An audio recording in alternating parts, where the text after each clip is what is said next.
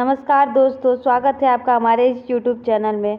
जैसा कि आप सभी को पता है, अभी मलेमास चल रहा है और यह मलेमास अर्थात पुरुषोत्तम मास भगवान विष्णु का अत्यंत प्रिय मास होता है। तो आप सभी को इस एकादशी और मलेमास की हार्दिक शुभकामनाएं। चलिए अब आगे हम लोग आरंभ करते हैं एकादशी व्रत कथा। अपरा एकादशी व्रत कथा। एक बार जयकारे लगा दीजिए, बोलिए जय श्री हरि विष्णु भगवान की जय। ओम नमो भगवते वासुदेवाय। जय श्री हरि विष्णु भक्तों, आज हम सुनेंगे अपरा एकादशी की पावन व्रत कथा। ज्येष्ठ मास के कृष्ण पक्ष में आने वाली अपरा एकादशी का विशेष महत्व बताया गया है। इस एकादशी का व्रत करने से मनुष्य के अनेक पाप नष्ट हो जाते हैं और भगवान विष्णु की कृपा प्राप्त होती है। कथा आरंभ करते हैं, लेकिन उससे पहले एक बार जयकारे लगा दीजिए, बोलिए जय श्री हरि विष्णु भगवान की जय। प्राचीन समय में महिध्वज नाम के एक धर्मात्मा राजा थे। वे सत्यवादी, दयालु और भगवान विष्णु के परम भक्त थे। उनकी प्रजा उनसे अत्यंत प्रेम करती थी। महिध्वज का एक छोटा भाई था जिसका नाम वज्रध्वज था।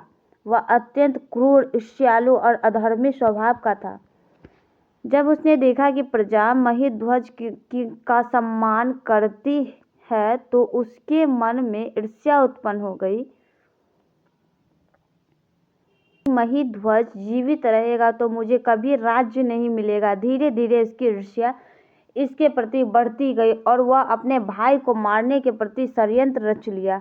एक रात अवसर पाकर उसने महिध्वज की हत्या कर दी। इतना ही नहीं, उसके शरीर को जंगल में ले जाकर एक पीपल वृक्ष के नीचे गाड़ दिया। इस प्रकार उससे बड़ा पाप किया गया और वह राज पर अधिकार कर लिया।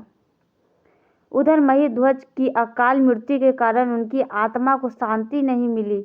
वे प्रेत योनि में भटकने लगे। वह पीपल का वृक्ष भी भयावह माना जाने लगा। जो भी उस मार्ग से गुजरता था उसे अजीब अनुभव होता। कुछ समय बाद उस वन में एक महान तपस्वी ऋषि आए। उनका नाम धौम्य ऋषि था। वे अत्यंत ज्ञानी और दिव्य दृष्टि वाले थे। जब उस वृक्ष के पास पहुंचे तो उन्हें एक पीड़ित आत्मा का आभास किया।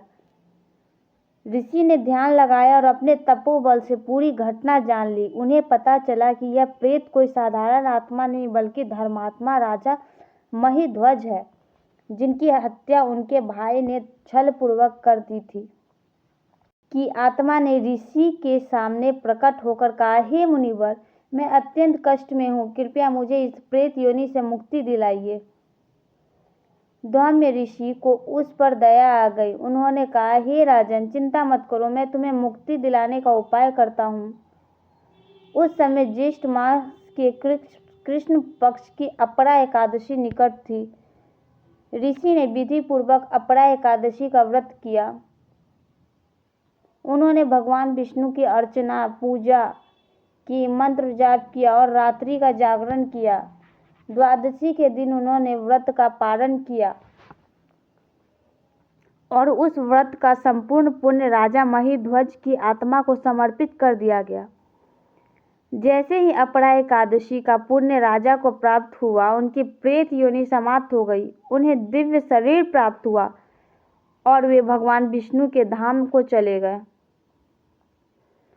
आकाश में देवता ने पुष्प वर्षा की और ऋषि के इस महान कार्य की प्रशंसा की। इस प्रकार अपरा एकादशी के प्रभाव से राजा महिध्वज को मोक्ष प्राप्त हुआ।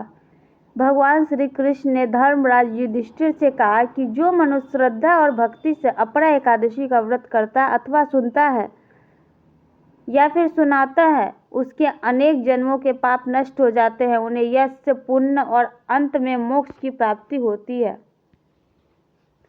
अपरा एकादशी का महत्व इतना महान बताया गया है कि इनके पुण्य से मनुष्य को तीर्थ स्नान, यज्ञ, दान और अनेक धार्मिक कार्यों के समान फल प्राप्त होता है।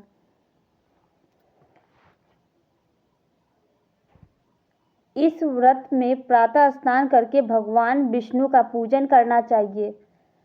दिन भर उपवास रखकर भगवान का स्मरण करना चाहिए। रात्रि में भजन कीर्तन और जागरण करना विशेष फलदायी माना गया है। द्वादशी तिथि में ब्राह्मण को भोजन कराकर तथा दान देकर व्रत का पालन करना चाहिए। दोस्तों, अपरा एकादशी हमें यह शिक्षा देती है कि ईर्ष्या, द्वेष और अधर्म का मार्ग अनंत दुख देता है, जबकि भक्ति, सत्य और धर्म का मार्ग मोक्ष प्रदान करता है। जो श्रद्धापूर्वक इस कथा को सुनता या सुनाता है, उस पर भगवान विष्णु की विशेष कृपा बनी रहती है। इसी मंगल कामना के साथ बोलिए ओम नमो भगवते वासुदेवाय। जय श्री हरि विष्णु, जय अपरा एकादशी माता। एक बार सब मिलकर साथ में जयकारे लगाइए, बोलिए जय श्री हरि विष्णु की जय। आगे ऐसे ही जानकारी, कथा या पूजा पाठ से संबंधित जानकारी के लिए अभी हमारे चैनल को सब्सक्राइब कीजिए, लाइक कीजिए, शेयर कीजिए और कमेंट में जय श्री हरि विष्णु लिखना ना भूलें। धन्यवाद।